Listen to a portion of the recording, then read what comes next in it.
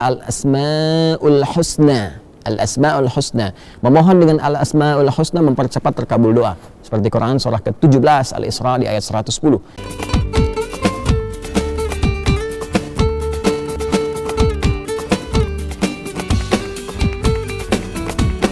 Sallallahu alaihi wasallam adalah kebiasaan Nabi sallallahu alaihi wasallam, idzan sarafa min salatihi, kalau beliau tuntas mengerjakan salatnya, istaghfara thalathan, beliau beristighfar 3 kali, menyontohkan kepada kita istighfar 3 kali. Jadi amalan pertama pasca salat, assalamualaikum warahmatullah, assalamualaikum warahmatullah. Anda mau lengkapi sampai wabarakatuh boleh, gitu kan? Anda mau assalamualaikum sampai situ boleh. Jadi boleh singkat assalamualaikum, boleh. Kalau di madzhab Maliki itu biasanya yang salam pertama assalamualaikum, kemudian yang kedua assalamualaikum warahmatullah, ya. Kalau Anda mau assalamualaikum warahmatullah boleh, sampai wabarakatuh juga boleh, ya. Itu luas sekali babnya, sudah saya terangkan di bab fikih salat yang lalu. Lalu setelah itu apa amalannya? Sejenak, ya, kemudian langsung kita beristighfar kepada Allah 3 kali, ya, 3 kali. Yang paling singkat, yang paling pendek tadi dikonfirmasi di syarah, gitu kan, bagaimana bacaannya? Maka Nabi pernah menyontohkan yang paling singkatnya astagfirullah, astagfirullah, astagfirullah. Itu yang paling singkatnya. Jadi kalau kita selesai salat, misalkan dah salam, kemudian kita istighfar astagfirullah, astagfirullah, astagfirullah. Kalau kita mau misalnya lengkapi juga, ya, dengan mau panjangkan misalnya boleh astagfirullahalazim, astagfirullahalazim, astagfirullahalazim. Nanti ada terusannya tuh, alladzi la ilaha illa huwal hayyul qayyum wa atubu ilaihi. Boleh, ya. Jadi kalau misalnya buru-buru, ya, harus segera berangkat dan sebagainya, silahkan. Mau sambil berdiri istighfar astagfirullah, astagfirullah, astagfirullah 3 kali. Ya. Baik, ini menarik, kenapa istighfar? Kenapa bukan langsung tasbih, subhanallah, ya kan? Tahmid, alhamdulillah, Allahu akbar. Kenapa istighfar dimulai? Masih ingat teman-teman? Ya, kalau kita sambungkan ke awal tadi, idealnya dan seharusnya saat sholat itu kan terhubung dengan Allah, kan? Saat sholat itu harusnya khusyuk, kan? Terhubung dengan Allah, nyambung kita. Tapi ada bagian-bagian dalam sholat yang kadang-kadang nggak terhubung dengan Allah.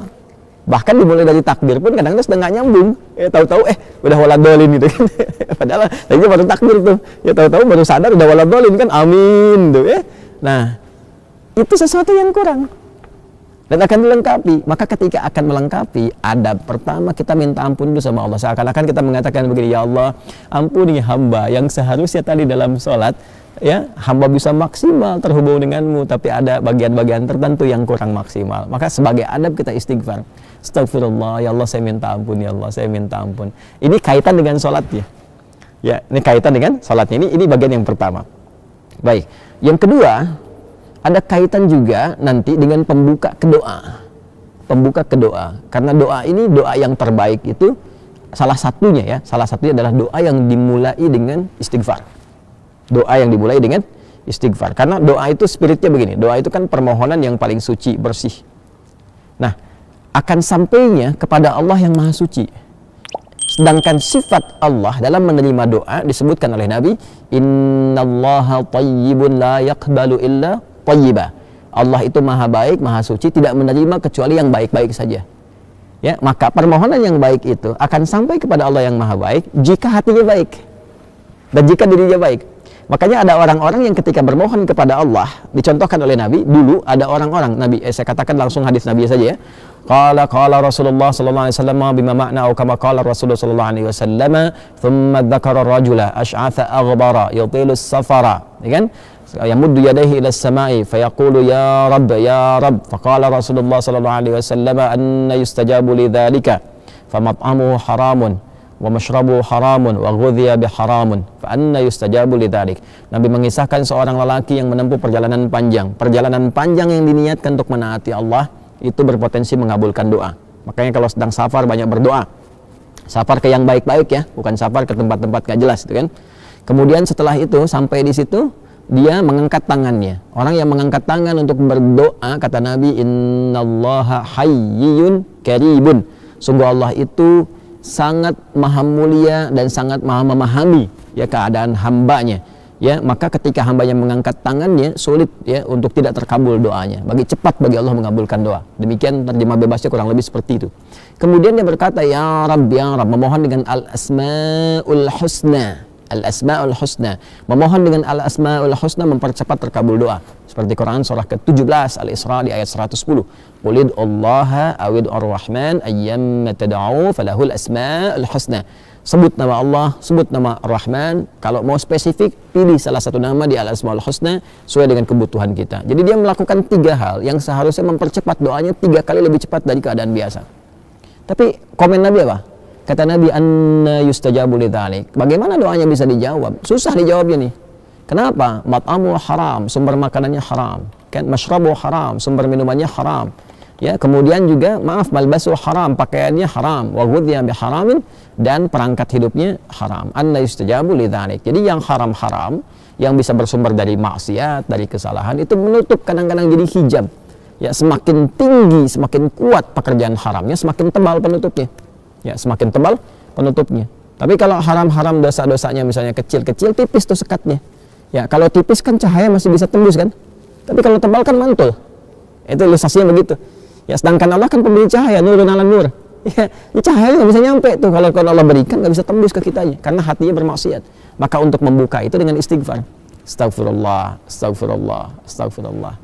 Makanya kalau orang rajin istighfar tuh, dulu saya pernah ceritakan kan, dan viral juga kisah ini ya di berbagai kesempatan. Orang rajin istighfar itu kadang-kadang belum minta, Allah sudah kabulkan.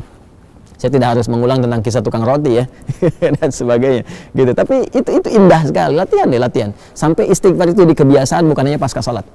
Ya, di jalan bisa istighfar, duduk di mobil bisa istighfar. Ya, kemudian kita kadang merenung bisa istighfar. Itu kalau sudah menyatu dengan kepribadian kita, masya Allah, enak itu, enak, tenang, nyaman. Latihannya salat. Jadi istighfar memberikan fungsi sebagai adab permohonan ampunan kepada Allah karena mungkin tadi tidak sempurna dalam salat, ya kan? Lalu dengan kasih Allah itu diberikan pemaafan dan disempurnakan. Lalu yang kedua, pembuka untuk menyampaikan permohonan dalam doa kepada Allah yang barangkali karena kondisi tidak terkoneksi tadi, ya belum mampu, ya kita menyampaikannya sehingga tidak terjawab dengan maksimal, ya kan? Ya, karena itulah setelah sholat kita beristighfar, pembuka itu dicerahkan dulu hatinya, ditenangkan, lalu memohon. Makanya orang kalau udah istighfar, mintanya itu, apalagi kalau air matanya mengalir, doanya lebih khusyuk dipanjatkan dibandingkan dengan langsung berdoa begitu saja. Nggak percaya silahkan Anda cek tuh.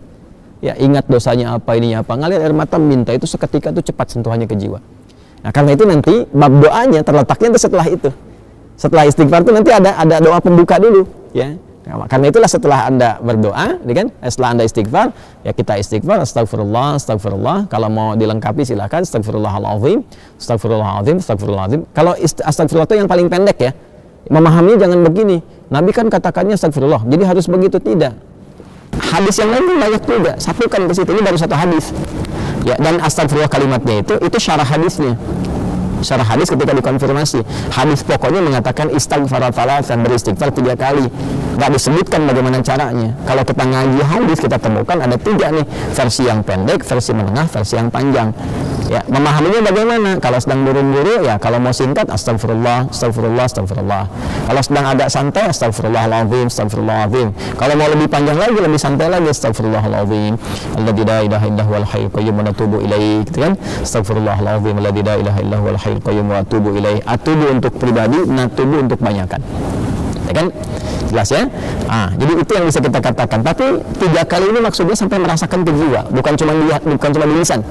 Ya, lihat, zikir itu sampai ingat, bukan sampai keluar. Jadi sampai ingat ya, sampai betul kalimat yang kita ucapkan mengingatkan kita dengan atau menyambungkan kita dengan Allah Subhanahu wa taala. Astagfirullah, astagfirullah, astagfirullah. Rasakan di hati kita sampai tembus ke jiwa.